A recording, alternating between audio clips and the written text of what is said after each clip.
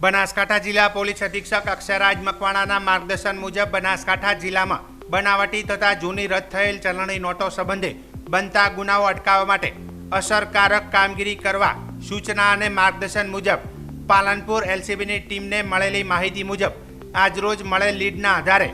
મોરીલા ધનાલી ખાતે Brezza car number GJ38BA 6023માંથી મળી આવેલ બે ઈસમોના કબજામાંથી ભારત સરકાર દ્વારા ભારતીય ચલણની રદ થયેલ જૂની ચલણી નોટો જેમાં ₹500ના દરની નોટ નંગ 11,610 તથા ₹1,000ના દરની નોટ નંગ 1,699 મળી નંગ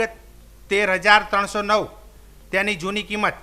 75,04,000 તથા મોબાઈલ ફોન નંગ 1 તથા બ્રેજા કાર નંબર GJ38BA 6023 મળી કુલ 82,09,000નો મુદ્દામાલ કબજે કરી